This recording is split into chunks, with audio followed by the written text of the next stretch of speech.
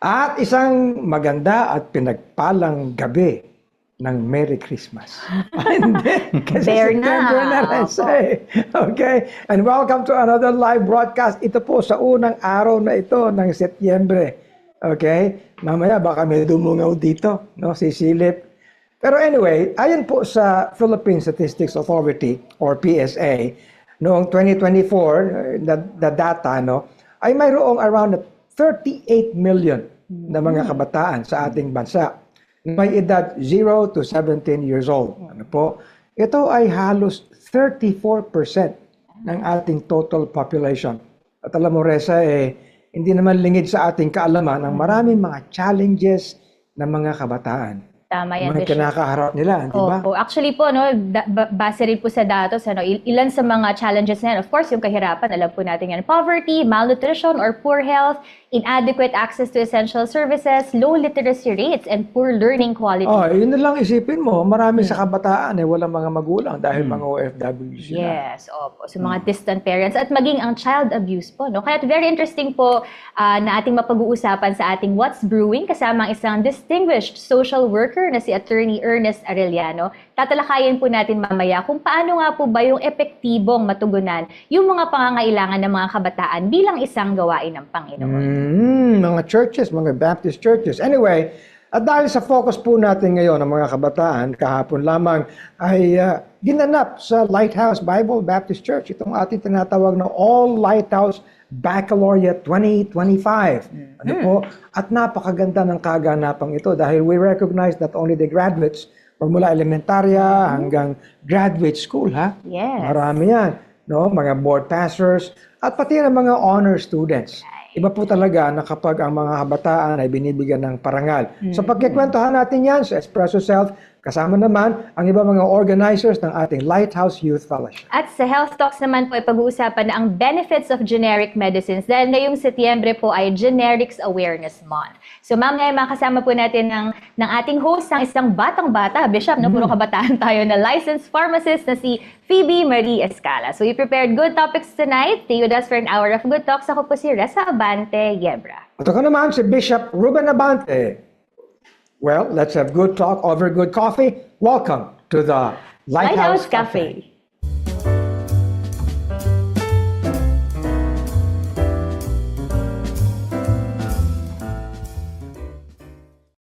Okay, Reza, ang September actually, meron tayong week ngayon na family, Family, di ba? opo. Towards the end of ano naman po yan, September, National Family Week. Maganda na pag simulan natin ito sa mga kabataan, yung mga inaharap nila. Alam mo, naniniwala ako na bilang gawain ng Panginoon, bilang church, sinasabi sa Psalm number 127 na ang children, they are actually a heritage of the Lord. Sa Tagalog, sila ay, anong tawag dyan? Pamana. Pamana ng ating Panginoon. At bilang sila ay pamana, abay kinakailangan yan kung paano mo itrato. Halimbawa, bibigyan kita ng bahay. Yun kasi yung alam na pamana, Bishop, ano? Yung mga ganon, very, kailangan tangible. Oo. Pero, dapat pag ikay pinagmanahan, tama ba yun? O may pinamana sa iyo. Pinamana. Oo, binavalue mo yun, pinag-iingatan mo yun. Kaya ang mga kabataan ay talagang they deserve to be brought up well. Right. Okay? Ano man ang mga mga kalikutan nila, medyo konting pasaway, but they can be brought up in the fear and admonition of the Lord. Kaya maganda na sa episode na ito, Reza, ito, kaibigan ko ito. Okay? Itong magaling itong social worker. Okay? Kapatid ito sa Panginoon, Ernest Arellano. Magandang araw sa iyo, Ernest. Araw po. Good evening din sa inyong dalawa, Bishop and Risa. Salamat sa opportunity na in-invite niyo po ako for this interview. Yes, first name na lang tayo rito. Anyway, well, you are yourself a social worker. Siyempre mayroon ka ng pinagdaanan dyan. Pero how important is being a social worker sa mga kabataan, lalo na? Ang social work kasi na profession is a value-laden profession. So, napaka-importante na malalaman natin ang bata they have their own dignity, and they are also created in the image of God. So these are things na conceptualize within the social work profession at nagbigay ng importance ng pagbigay natin ng magandang teaching sa mga bata. So this is really a challenge right now here sa atin sa Philippines, no? Because most of the families right now are actually hindi balanced. It's no longer the presence of the mother, ng father, kundi isa sa mga parents na ito pumupunta abroad to work. Yes. So we are having an imbalanced family na kung saan nagke-create ng isang challenge for the churches. Dapat tayo magkakaroon ng values formation for parents, nagkakaroon tayo ng isang holistic approach on how to come up with good families na responsible in bringing up the child, no? Biblical principle kasi, train up the child in the way they should go, and when they grow old, they will never depart from it. So, ngayon, medyo napaka-sad na klaseng situation where we Filipinos are having umangat in terms of economic aspect. Nagkakaroon po tayo ng mga pera, nagkakaroon po tayo ng mga material na mga bagay, and yet we are deteriorating in terms of values. We are deteriorating in terms of character. Because of that deterioration, nagkakaproblema tayo sa ating society. So makikita natin, ang daming mga bata with all this kind of gadgets, with all this kind of material things, and yet they do not know how to respect. Exactly. They do not know how to respect their teachers. They do not know how to Nako, respect their sinabi mo. parents. They do not know how to show love and compassion to other people, no? Parang ano na lang, parang yung mga bata ngayon na observe ko, generally they are more into gadgets and acceptability sa kanila kung meron silang bagong kotse, meron silang bagong and latest Ang mahalaga sa entitlement. Yes, Actually, there's maganda ka po na point out ni Sir Ernest yan kasi Pero teka muna. lahat ngayon... Teka muna. You observe how we speak? Yeah. Kasi Convention Baptist yan eh. Oh, so very formal? Oo, hindi, tsaka ano. Very tsaka- biblical. Oh, alam mo yung mga Convention Baptist, sila yung mga naunang mga Baptist sa Pilipinas. And may I say this, Ernest, alam mo, last week actually, nilaunch na yung promotion campaign towards the National Baptist Day, which will be celebrated on January 8, 2026. Now, if I may just cite this, yung RA 11897, which is the law, no, nagtalaga ng National Baptist Day, ay binibigyan ng pagkilala dito ang mga Baptists. Number one, for our evangelical mission.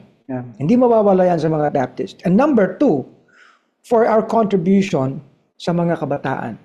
In the field of educating them, you know. Yun, sinasabi ng batas yun eh. Kaya this is our contribution to nation building and everything for the betterment of society. Kaya napakaganda nung sinasabi mo eh. Ibig sabihin, kung may pagkilala, meron tayong recognition off from the state mismo. Abay, seryosohin natin ito. Di ba? And it's good we can talk about this. Bishop, just for the record kasi I came from Central Philippine University sa Iloilo City. Based sa ating history, ang Iloilo City kasi naging de facto capital ng Philippines during the time na tinatawag ng Acapulco Trade in order to protect Manila. Kasi ang mga galleons na ito from Philippines to Acapulco, Mexico, pagdating nila dito sa Pilipinas, 'di ba, iikot pa siya doon sa Luzon. So, vulnerable pa itong mga galleons of attack of the pirates. And because they are attacking pirates, they are creating communities around Manila or Batangas, mga ganon, no? So, ang naging naging decision ng Governor General at the time is actually to transfer the Acapulco trade in Iloilo. So, nandoon sa Iloilo ang basis ng ang mga embassy ng British, mga Singapore embassy, nandoon yon, Anchor and Company. Kapag pinag-usapan natin yung history ng Baptist dito, Iloilo, oo nga eh. So doon, makikita natin that during pala the galleon trade, ang mga traders na ito coming from Singapore and Europe, may linalagay sila sa mga boxes nun, sa taas nun are actually Bibles. So these Bibles are the ones that cover yung mga goods na dinadala at binibenta dito in order to avoid and evade taxes. So ito naman ang mga Ilonggo na mga kargador, sila yung mga kumukuha ng mga Bibles. So 1800s pa lang may mga Bibles na within Iloilo. That's why most of the Ilonggo would rather speak English rather than speaking in Tagalog. Kaya pala malambing magsalita. Pati yung mga Cebuano po, no? Yung nasa region na yun na. Apo. So these Bibles are actually mas nauna pa sila sa sa mga missionaries. And during the 1898, Braulio Mainican Ayun, alam ko na yan. went to Europe, and then nadala niya si Briggs, nadala niya si Eric Lund of Sweden, and then they settled in Iloilo. Doon yung mga first American missionaries. And it started the school where I came from, which is actually yung Haro Industrial School. So, ang unang-una doon is actually they were just having Bible study, pero itong mga bata nakatingin sa kanilang porch, and then he invited them to have a Bible study until later on these kids were able to learn English. Yes. So it started the school which now becomes Central Philippine University. So out of that initiative ng pastor, nagpadala ng $5,000 si John D. Rockefeller para bili ng ang 24 hectares na yan. And it started the Haro Industrial School, now Central Philippine University. So we are more or less 120 years of Christian we celebrated education. that last 2020. 2020. Yes. No, when for the first time yung mga Baptist groups came together to SMX at nagkaroon ng 120-year celebration of the presence At of alam ko yan kasi Baptist kami gumawa ng history na kami research gumawa sa nun kasi. akin. Anyway, it all started because of the ministry to children. Right. So ito pong titingnan natin, universities and institutions that are very effective started their ministry sa mga bata. So we just do not tell the community na meron kaming school, parang ganon. But they started with the children. And these children are actually working to be educated. So sila yung mga naglilinis, sila yung mga nagtatanim ng pagkain, and then they are being fed by these missionaries until it grew to get as an institution, a university na. That's why this is really a very good model sa ating mga churches. Yes. Especially tayong mga Baptist. We have a lot of churches scattered around. Ini-encourage ko talaga yung mga churches natin na to engage in, number one, education, institution building. So what are these institutions na pwede nating i-build within the community? These are hospitals, these are schools, these are orphanages or residential care. Sa residential care, ang dami. Sa children pa lang, merong mga residential care for street children, residential care for sexually abused children or physically abused children. Iba-iba po yun. Meron tayong children in conflict with the law. So, dyan pumapasok si DSWD. And then, ang ito naman, yung iba, meron tayong residential care for the women and for the sexually abused women and for the elderly. So, marami pala ang mga areas na pwede nating papasukan. Pero so, bakit ibig po sabihin, bawat bakit, area pa lang yan, merong specialization. Yes. Alam mo, Siyempre, iba-ibang yan. yung aming mga specialization. munting ilaw kids, nag-present tayo doon sa ng police, di ba?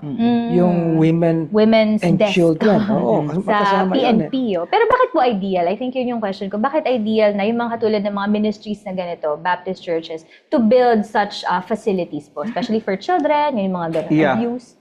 Kasi unang-una, wala namang pera ang gobyerno eh. Wala silang binibigay na pera at magkakaroon ng isang serious effort na ito pala kailangan natin. So this is being organized dapat ng DSWD.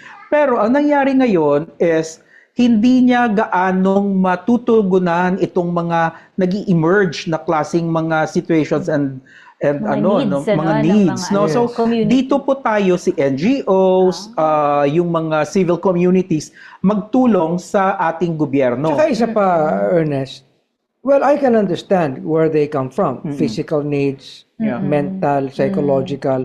Pero walang spiritual, ano no? Ay, oo. At Mahalaga yun sa bata.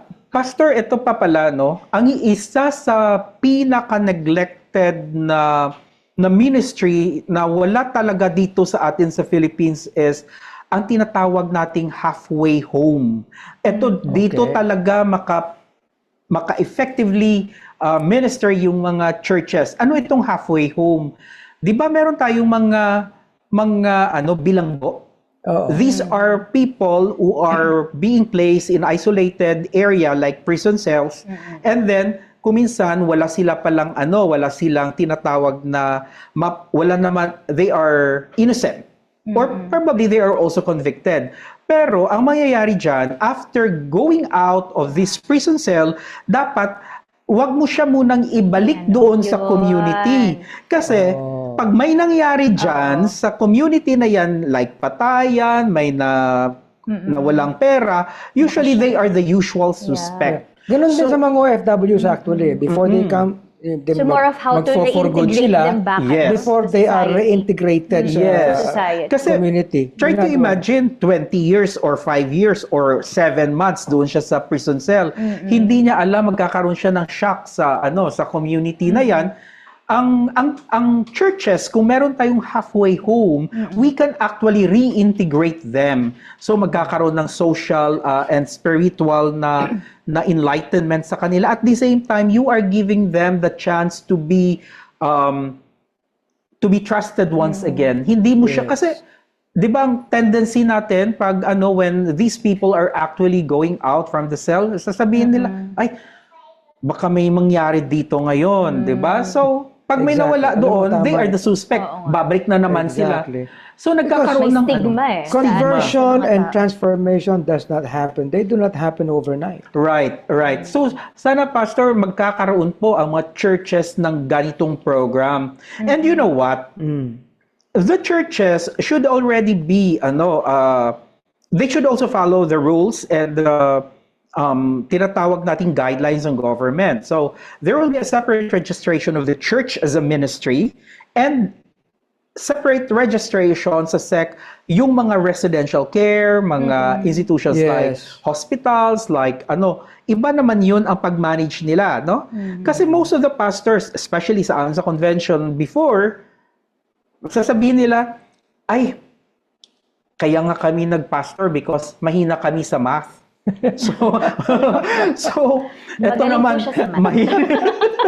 mahina daw sila sa math. So, pagdating mo dyan, sasabihin naman magkakaroon ng problema si pastor sa pag-manage ng mga ganong institution kasi ang curriculum naman sa churches ay tinatawag na na church administration. What is church administration sa mga Yes. pastors?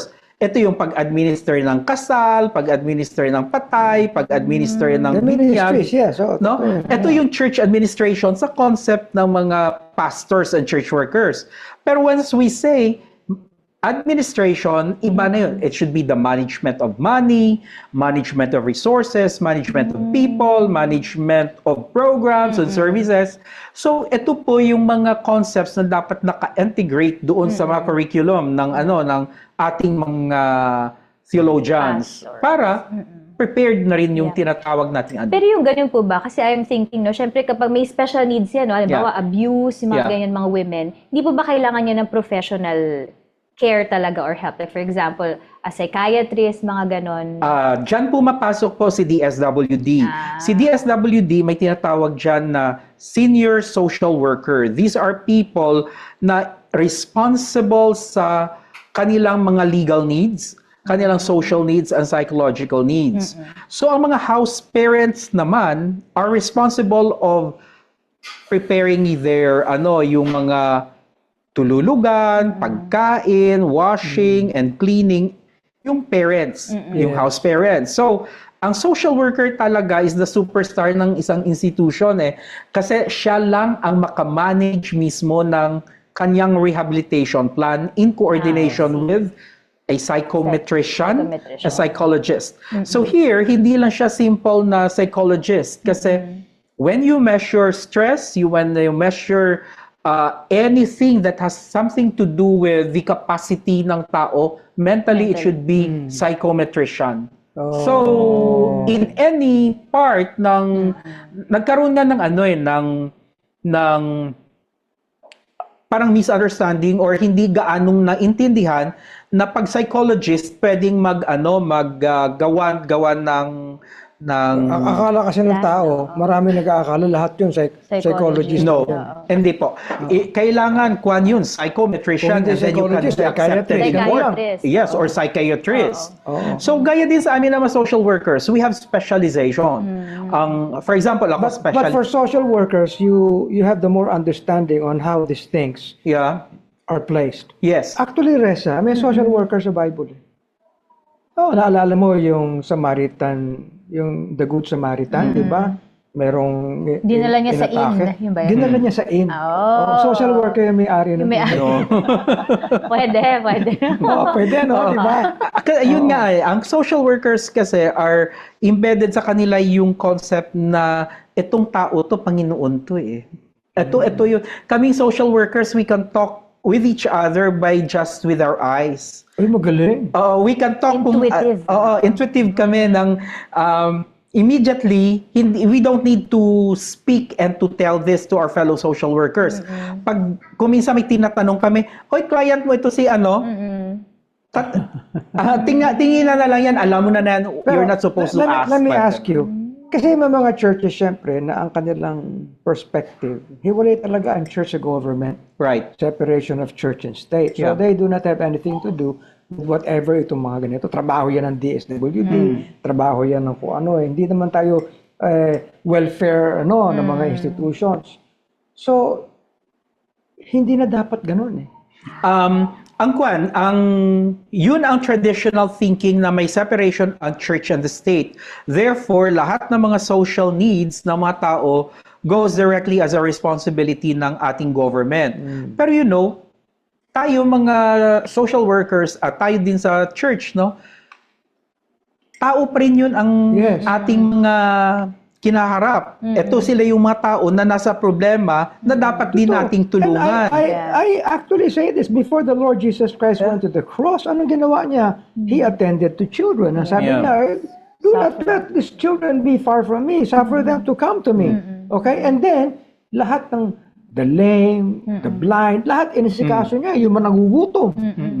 Before he went to the cross. Right. So, dapat yan, inaayos natin ang ating ministry. Yeah. Alam mo, dito sa Lighthouse, hindi pa pwede na we can shine so far and we cannot shine so bright where we are. Yeah. Oo. Alam mo, Pastor, merong pong program during the time of GMA when she was the Vice President of the Philippines. Ang ginawa ni GMA is to simplify immediately ano ang kinakailangan ng mga NGOs or these organizations para magkaroon sila ng mga institutions and welfare, mga residential care. So sinimplify ko 'yun, no? There are only 5 or 6 na lang. Number 1, SEC registration or the DTI registration. Number 2, dapat may mayor's permit ka. Okay. At 'di ba? May BIR. So tatlo ang permit mo diyan, no? SEC, BIR, mayor's permit, at ang pang-apat is actually yung structure mo. Saan mo sila ipapatulugin? Saan? So we have the churches. The churches can actually operate as a kindergarten. And it gives also from Monday to Friday. Actually, alam mo, ito pinag-aaralan natin ito, Reza. Basically, churches can have ministries attending to health. Yes. Mga hospital, mga clinics, and churches can have ministries attending to education, mga eskwelahan. Diba? Mga trabaho din And then po. churches can have ministries attending to mga social needs ng mga tao. Lalo Very pa dahil ang effective mga ito. churches, Bishop, nasa community, di ba? Right. So dapat alam Yes. nila yung pangailangan At ng kilala niyo ang community nila, tao. yung barangay. Yeah. Kaya Yes. tayo- Halimbawa, ito. Ang isang nagpaganda sa lugar namin dito, Catalon is an urban poor area. Okay?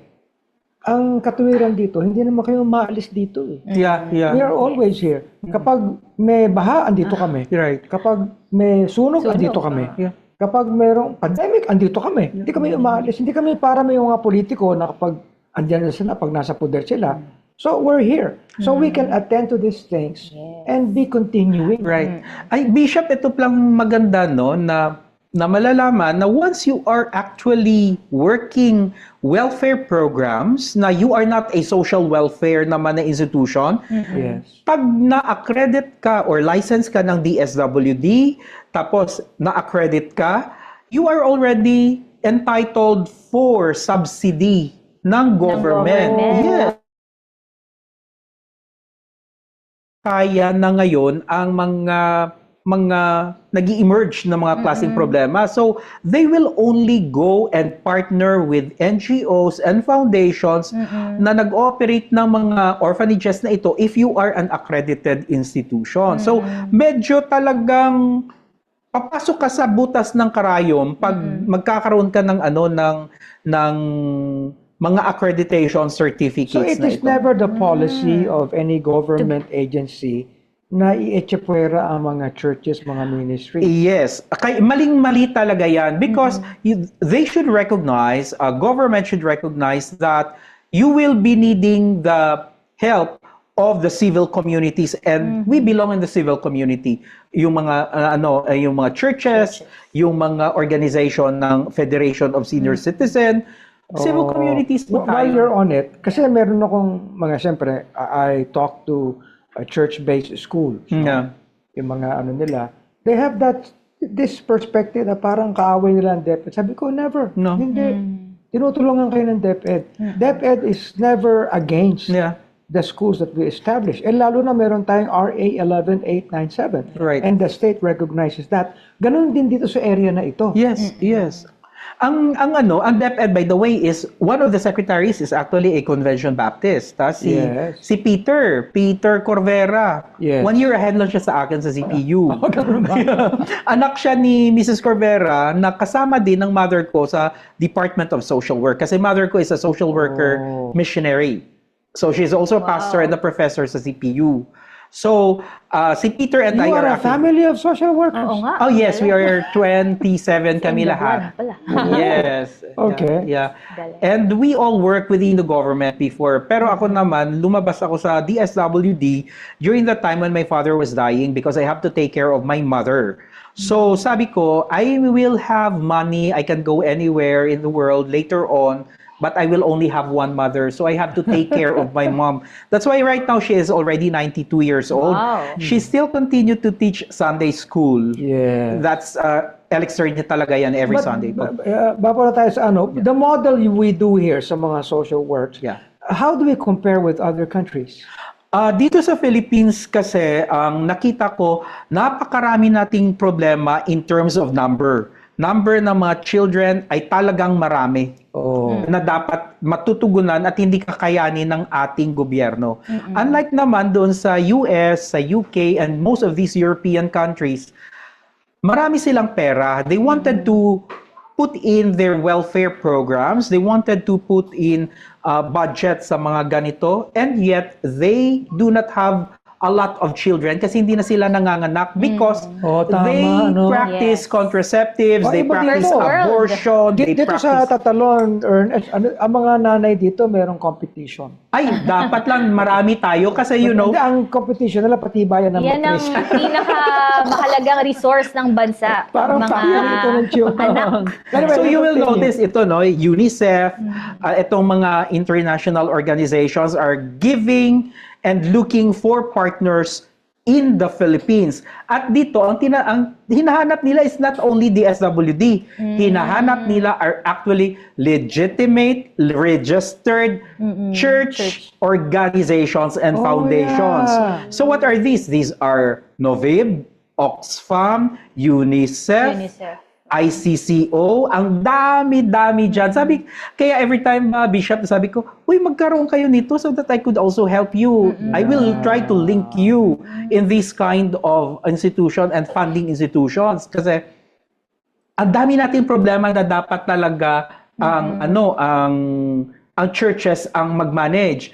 Otherwise, pag i-manage ang resources ng mga contractor, And parang baha lang yun. hindi mawawala ang challenges ng mga bata. Oh. Yeah. You know? And very exposed Sabi sila, nga, it takes lalo a ngayon. village to raise a Oo. child. Yes. Alam mo, napakaganda nitong usapan na ito. Palagay ko you know, Parang dugtong-dugtong nga, Bishop, na nakaraan family din yung ating Yeah. topic. Yan Yes. din yung ating inikutan na na Ay, topic. Bishop, one thing pala, no? The Marcos family. The Marcos family, BBM, no? Ang tatay niya is actually the first president ng Philippines na sumulat ng organic law for children. Ito yung tinatawag na Presidential Decree 603, which is also known as the Child and Youth Welfare Code of the Philippines. Ito yung, ngayon, ito yung basis talaga. Dapat magkaroon ka ng mga chamber courts. Ang chamber court naman, ito yung para sa mga adoption, mga bata. Ngayon na i-simplify na yan lahat. So we were thankful also for FM, no? Na ganun yung na ano niya. so we are not without any program. Yeah. Yes, we have a lot of programs, we have a lot of policies. Ang problema lang was the implementation. O, at huwag tayo mag-away-away. Yes, Oo. that's true. Alam mo, napakaganda nito. This is actually something we can talk about.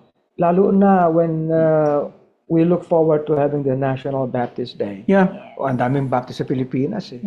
Okay? I will look forward to visiting Iloilo, Negros para Wow. mapag-usapan natin ito. Baptist riders yan, Bishop. As riders. In by anyway, motorcycle. Ernest, thank you so Maraming much. salamat This po. has Ang been ganda a na, very discussion. enlightening thing.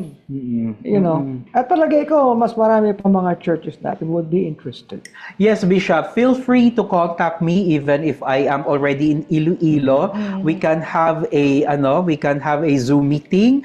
I can also offer my services for the training ng mga staff ninyo on activities like Well, hindi lang, related baka to the- gumawa tayo ng television program on that, di ba? No? Yeah. We look forward to that. Nako, kita niyo na, napakagandang pag-uusap po ito. And thank you so much, Ernest. God bless you for that. Wag po kayong aalis, no? O magbabalik po ang Lighthouse Cafe. Mga usatingin, mga paksang trending, Mga talakayang may kabuluhan. lifestyle at kultura ang sarili natin. Pwede na may pag-usapan natin dito sa Espresso Self!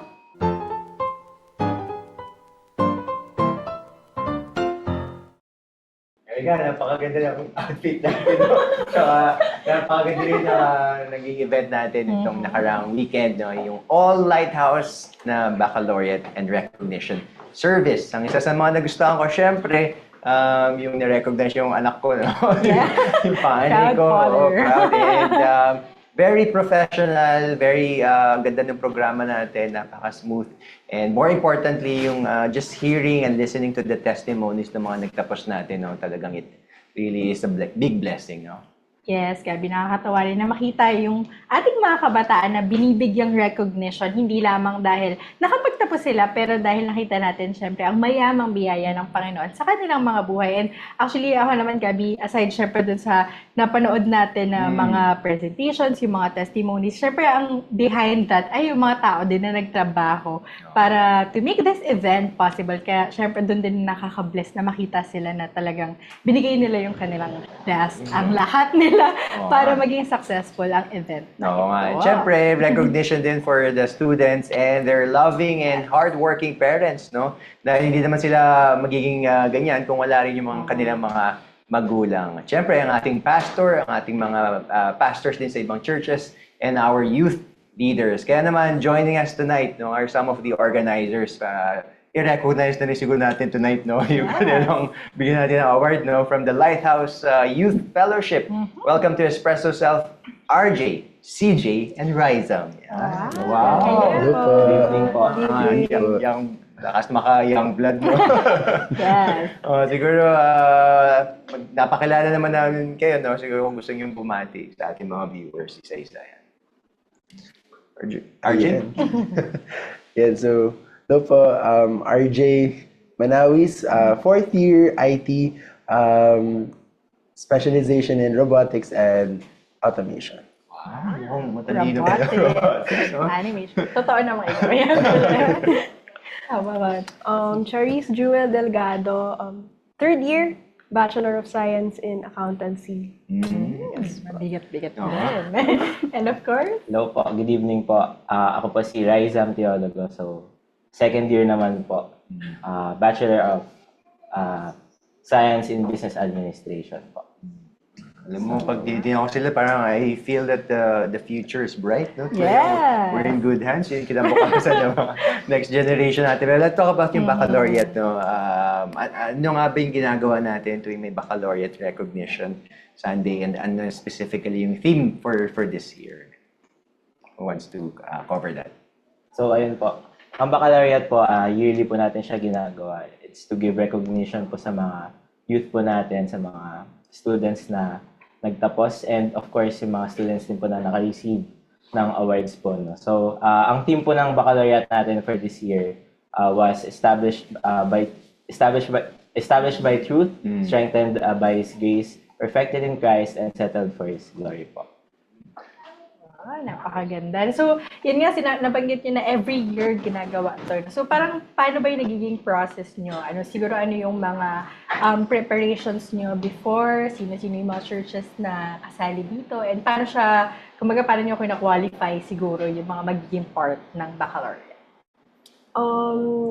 Basically, ang ating baccalaureate po ay all Lighthouse, as we've mentioned earlier. And syempre, kasama po dito, hindi lang yung Metro Manila churches ng Lighthouse, but also actually buong Philippines. Yes, kasi we have churches from Davao, sa Baguio, Palawan, yun. So, yung mga ganun po, syempre, hindi lang siya dito physically, but also virtually. And kapag ninimeet po yung criteria ng mga graduates and awardees, of course, syempre, graduate, ganun. And for the awardees, for elementary, of course, yung mga graduates na may with honors or meron silang additional academic awards. For high school, ganun din, with honors, with high honors, with highest honors. And actually, kapag nga with high honors or with highest honors, part sila ng torch bearer.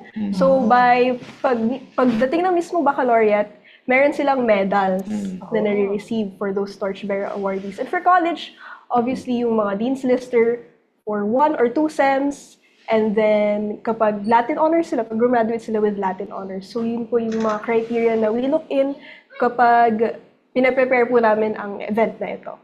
No, just si CJ pala explain, parang medyo sumakit na yung ulo ko, no? Kasi dahil pala requirements, so daming And international. Oh, international. Ng lugar. Siguro si Kuya RJ, no, parang mahirap na proseso yung preparation. It's a big event, no?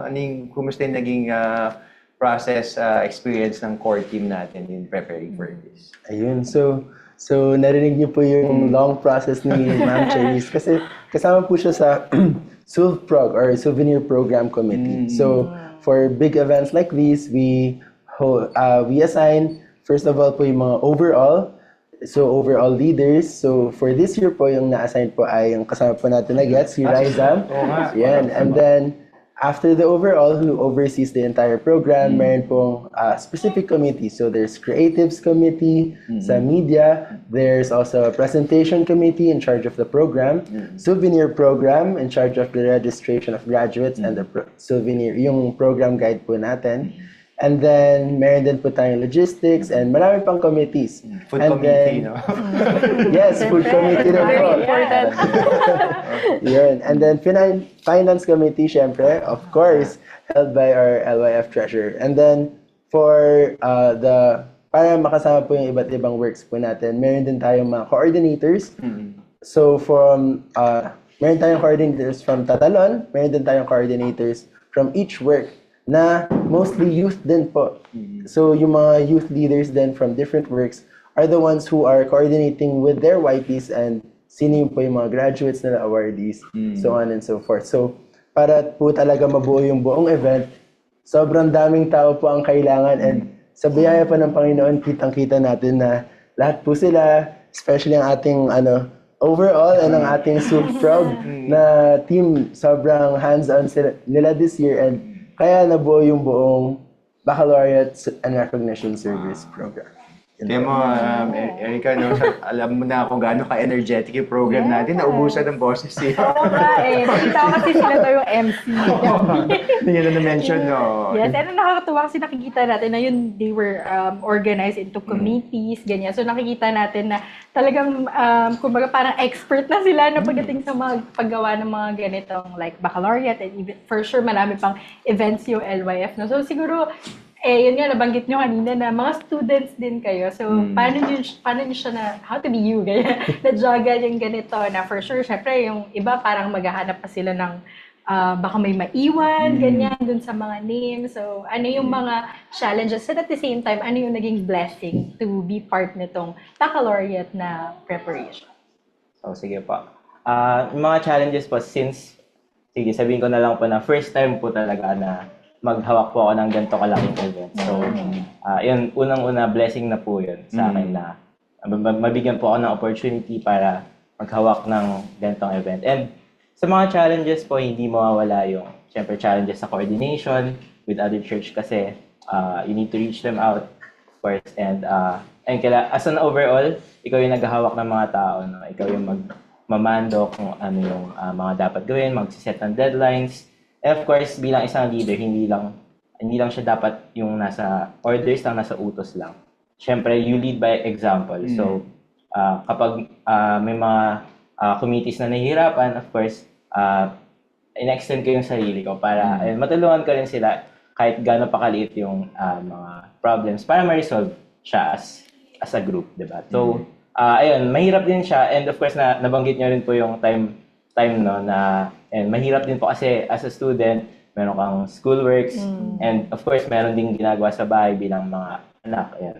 And itong event natin na ito. So, hindi madali. Pero ito po ay possible lamang dahil sa mayamang biyaya po ng Panginoon. Amen. Oh. Definitely, no. Tama naman sinabi niya. It's a ministry in itself. Parang leading, organizing, and then, syempre, yung mag-manage. To be honest, you can also be parang spectators. You can choose to manood na lang kayo and all that. Pero sumabak pa rin kayo. No? What's the biggest blessing of being part of yung ating organizing core committee dito sa ating naging baccalaureate this year? RJ? Besides po sa maraming na-recognize and definitely marami pong na-edify dahil na-recognize sila on stage, makikita na rin po yung ligaya sa ministry, not only ng mga participants, pero also those who organize and those who are also watching, yung mga observers siya, yung nanonood din po.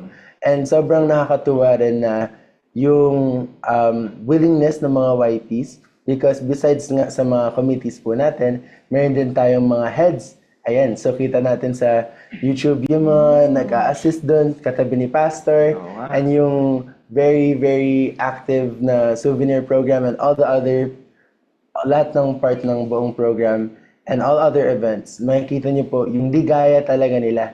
Kahit stress sila, kahit puyat sila, kahit nag-overnight na dahil sa puyat. May tumatawa pa rin po. Meron po talaga. Pero may kasama naman. Okay pa rin po sila. And kahit kahapon na sobrang serious ng program, tumatawa rin yung audience. So kitang-kita po natin yung ligaya sa as a fruit from this ministry of leading and organizing, which is something that isn't required or isn't asked. Wala siya sa JD natin or job description ng ministry, pero yun, dun po talaga makikita yung bungat ng ministry that is served with the right heart, right mind, and of course, with the right blessing from our God. Ayan. That's the right answer. Yes. Pero curious lang din ako, Gabi, na siguro final question na kay CJ. No? Kasi syempre, even naman sa ating mga schools, nag-hold din tayo ng mga baccalaureate, yung mga graduation. Siguro, what sets apart itong ganito na we come together as mga lighthouse churches, no? Na meron din tayo sariling baccalaureate. Ayan, i-recognize natin yung mga may awards, and then we hear the testimonies, yung mga pinagdaanan nila, no? So, what can you say about Of course, ang kakaiba dito sa baccalaureate service natin, dito sa ating ecclesia, of course, kasi we also recognize God's grace in our lives, the lives of these graduates, these awardees, na nakita natin kung paano gumalaw ang Panginoon sa buhay natin, His goodness, we recognize these, na yung, when we take pride of these awards, hindi siya yung parang, hindi kasi ako lang, dahil sa akin to. Of course, it's because it's not possible without God's grace kung paano siya kumilos talaga sa ating buhay. And so, nag-manifest siya sa buong event na to, and this is why we're celebrating this annually sa ating ecclesia. Wow. Well, praise God and congratulations Yeah. ulit sa inyo and of course the rest of the Lighthouse Ecclesia. And Erica, congratulations. Yes. And for sure, abangan ulit natin ang next year na baccalaureate. Yes. Yes. Congratulations sa ating Congratulations. LYF. Tuloy-tuloy po ang ating Good Talks. Susunod na po ang ating Health Talks.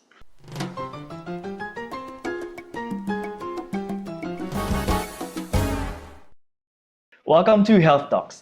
Generics Awareness Month is observed every September in our country. At alam mo ba, Antoinette, na ito ay dahil sa Republic Act number 6675 para nga ma-promote ang awareness at paggamit ng mga affordable, yet safe at epektibong mga gamot. Pero ikaw ba personally, Antoinette, gumagamit ka ba ng mga generic medicines? Oo naman, Harvey, dahil alam ko naman na it is also effective, no? Kasi compared to or as similar to branded medicines. Tsaka, yun, mapagamot o kaya naman ay vitamins yun. So, ako personally, I do use them. Yan. At ang tema nga ngayong taon, Harvey, ay ginhawang generics, ramdam ng bawat Pilipino. So, to tell us more about this, we have a very young expert. Welcome to Health Talks, Miss Phoebe Escala. Ayan. Hello po, Welcome to magandang Health gabi Talks, po Phoebe. sa ating lahat.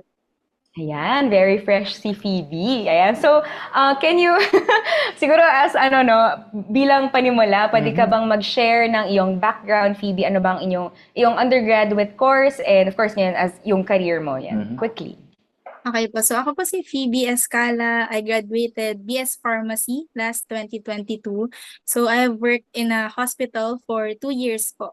And now I'm working in pharmacovigilance. So in regards to pharmacy experience, na-hone po talaga siya through our CWOP sa ating mga medical missions. Parang mga 7 years na din po ang dumaan. So it began when I started college, 2018. And pinag-join po ako sa pharmacy noon. And then hanggang ngayon, kasali pa din po and happily doing the ministry. May nabanggit si Phoebe na CWOP. So, at least for everyone's reference, no, ito yung Community Wellness Outreach Program. So, ano bang part mo sa CWOP, Phoebe, specifically? So, doon ba to sa pag-dispense or pag-assist sa pagbibigay ng mga gamot? Apo, yes. Doon po kami sa pharmacy section po talaga, nagdi-dispense ng medicines and in-explain din sa mga patients kung paano inumin, yun, yung mga nakasulat sa reseta. Yan po. Speaking of mga gamot na rin, syempre may mga binibigay kang gamot doon, pero ano ba ang difference talaga ng generics and branded medicines? Meron ba siyang difference or parang meron ba tayong kailangan mas ipabor? Dahil ito ay manufactured from a specific brand? Ano ba ang difference nito? Okay po. So, the main difference between generic and branded medicine lies only in their name, cost, and marketing. Pero hindi po ito nagdi-differ sa active ingredient or effectiveness ng gamot. So, sa active ingredient po, ang branded kasi parang original product siya developed and patented by a pharmaceutical company. Pero sa generic, yan nga, it has the same active ingredient, strength, and dosage form or yung route of administration kung paano siya inumin as the branded one. So, sa branded din po, regarding sa mga excipients or additives, yung mga additional din, it has its own set of excipients chosen by the company. Sa generic po, it may have different inactive ingredients, yung mga fillers, yung mga pangkulay, yung mga flavors, pero it doesn't affect the active ingredients. So, both should work the same way in the body and provide the same therapeutic effect po. So, siguro for our viewers din, parang practical tips. So, kunyari, tama ba, Phoebe? You can, parang siguro correct me if I'm wrong, na pag once na merong i-prescribe ang doctor, let's say for example, branded, Yes. pwede naman nila yung tanongin na, Doc, meron Yes ba po. generic counterpart ito? Yes, para rin po makamura kasi isa rin po 'yan sa difference nila sa cost po niya. So, ang branded kasi talaga, more expensive siya because of the cost of research, yung patents, and advertising. So, it must undergo full clinical trials po before approval. Sa generic naman, usually much cheaper po siya since the manufacturer didn't spend for the original research and development, and pero it must pass strict bioequivalence po test to prove it works the same as the branded one. Yun. So, as pareha silang effective, no? Mm-mm. And so, syempre, Phoebe, meron tayong mga tinatawag na for maintenance na medications, no? Bakit ba recommended, or ikaw ba personally, would you recommend ang mga generic na mga gamot? Meron bang mas specific na mga gamot na recommended for maintenance? For example, high blood, diabetes, yan, other diseases. Okay. For me po, sa mga maintenance drug, mas maganda nga po talaga is yung mga generic medicines. Kasi nga po, mas makakamura talaga yung mga patient po doon. Since kasi 'di ba ang mga maintenance drugs ay parang madamihan, pangmatagalan talaga siya. So, mas maganda po na generic ang bibili ng mga patients since makakamura and pwede siyang mabili ng madamihan. So, makakatulong din po yan sa patient kasi makukumpleto niya yung nireseta ng doctors. Oo, minsan kasi no, Harvey, parang ako personally pagka yun din no, pag seawalk may mga patients na dumadaan sa akin. Minsan pagtatanungin ko rin in terms of maintenance na tinitake nila, nagiging hadlang, nagiging hindrance minsan yung presyo, kaya hindi nila na yun nga, maintenance nga dapat, pero parang Hindi regular yung pag-inom. oo, ang ginagawa nila, pag na lang may nararamdaman, tsaka na lang nila iniinom. So, nadi-defeat yung purpose ng maintenance, which is nakakalungkot, no? Ayan. So, syempre as a pharmacist, no, sa iyong karera na pinili, Miss Phoebe, how will you promote generic medicines? Okay po. So, una, let us educate patients. So, explain natin sa kanila in simple terms that generic medicines have the same active ingredient and work the same way as branded ones. So, kagaya nga po nung sinabi ko no, sa CWOP, yun po, nag-explain po kami sa mga patients na nagtatanong if meron nga silang counterpart na generic. So, we can use visual aids as well or infographics po kagaya ng mga nakikita natin sa social media, yung mga nakapaskil sa mga pharmacies. Ayan, makakatulong po yun para maintindihan nila. So, pwede rin natin i-address yung mga common misconceptions na mas mura kasi wala nang gasto sa research or advertising, tas hindi na effective. So, hindi po totoo yun. So, effective pa rin po. And let us also influence healthcare providers na like doctors and pharmacies na mag-recommend ng generic drugs. Kasi po sa amin, nung ako po yung nag-aaral, talagang tinuturuan po kami na mag-recommend ng generic medicine para rin po talaga makatulong dun sa pasyente. So pwede rin na pwede tayong mag-explain sa savings ng patient, parang ipagkukumpara natin yung price ng branded medicine sa generic medicine. So, pwede natin silang tulungan na mag-calculate ng monthly savings nila for maintenance meds to show how much patients can save in a year. So, yan po, inormalize din natin yung paggamit ng generic medicines. Parang pwede po tayong gumamit ng mga testimonials from us sa mga patient na kakilala natin na umiinom ng generic medicines na ito ay effective. So, encourage natin yung community leaders, yung churches, or local health units na gumamit ng generic medicines. Yan po. Yeah. Siguro, naalala ko lang kanina, Phoebe, no, you mentioned na you also worked in a hospital for 2 years. Siguro kahit briefly, meron ka bang naging experience na nahirapan kang i-convince or merong time na kailangan mo i-convince yung isang patient na gamitin din yung generic aside from the branded na medicine? Sa amin po kasi nung sa hospital ako, hindi po kami kumakausap personally ng patient. Pero ang doctor po ang kinakausap namin. So may mga times talaga na brand specific sila. So ayaw nila ng ibang klaseng brand ng gamot. Gusto nila ito lang. Ayaw rin nila ng generic. So gusto nila itong specific brand na ito. So ang mangyayari nun is maghahanap talaga kami nung gamot na yun sa iba pa. Kasi minsan nga po kasi out of stock sa hospital. So matatagalan. So na dun papasok yung magagalit yung pasyente kasi ang tagal. Pero yun nga po kasi, yun ang kailangan ng pasyente, which is brand specific na medicine. Ayun po. So mahalaga yung sinabi I think ni Phoebe na maging advocate tayo. Parang normalize yung pag-use ng yun nga generics na medicines. And even for her yung role niya as a pharmacist, maganda ngayon na nagiging advocate siya for syempre practicality tsaka talagang yun ang kaya ng ating pasyente. Yan. So maganda na matalino pa si Miss Phoebe. Ang keyword talaga na nakuha ko ngayon is effectiveness. So same effectiveness siya dun sa branded na gamot and even yung ating generic na mga gamot. So maraming salamat Phoebe for sharing your expertise even at a young age. So maraming salamat for availing yourself para maintindihan ng ating mga manonood. Ayan, wag po kayong aalis at pakinggan po natin si Bishop Ruben in Hebrews.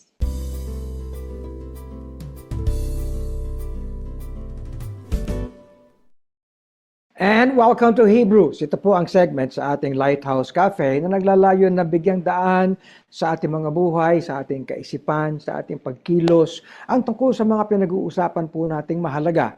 Sa simula ng Setyembre ito ay sinimulan natin ang pag-uusap tungkol sa kung paano tayo mag-abot ng serbisyo sa mga kabataan.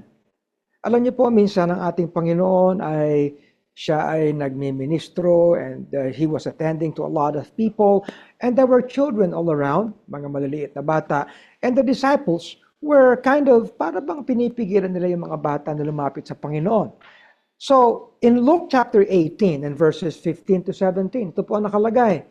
And they brought unto him also infants, yung mga tao po, that he would touch them. But when his disciples saw it, they rebuked them.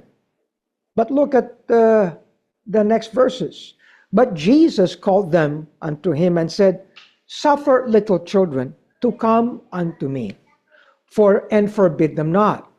For of such is the kingdom of God.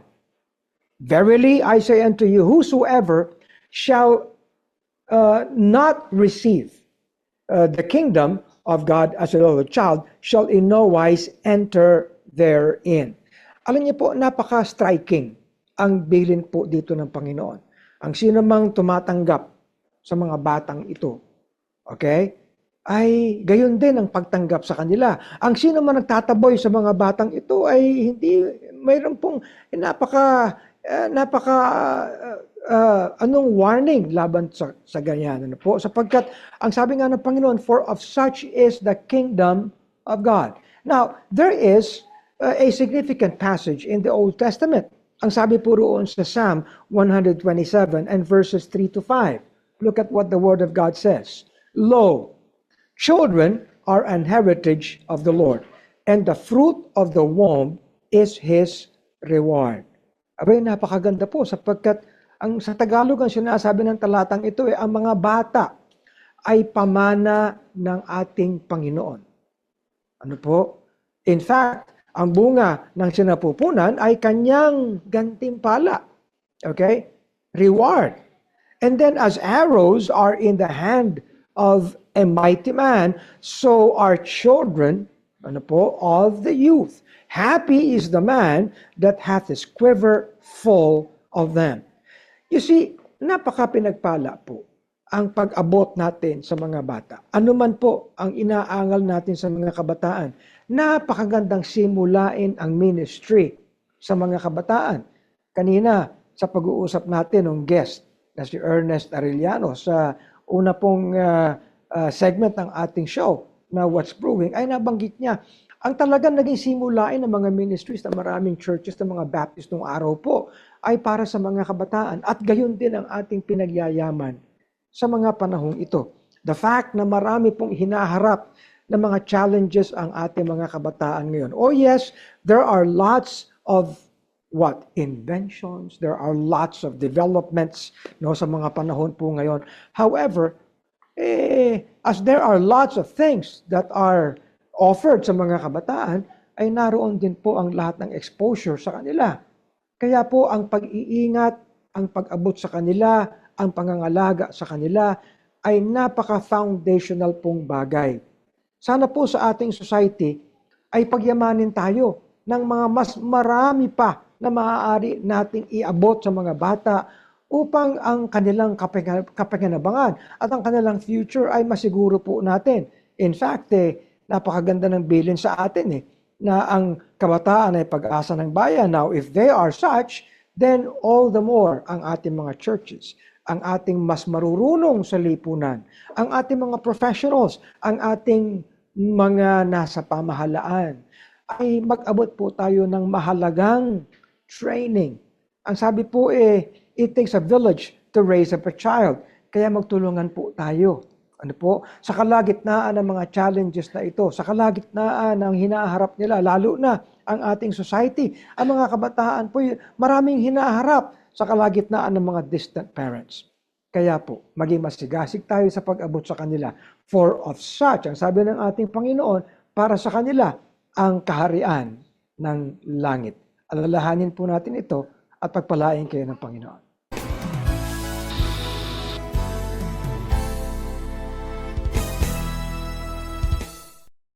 Ayan, tamang-tama yung pinag-usapan natin, kahalagahan ng mga kabataan, ano?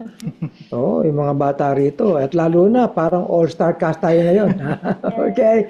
But thank you for joining us tonight sa ating mga significant na pinag-usapan.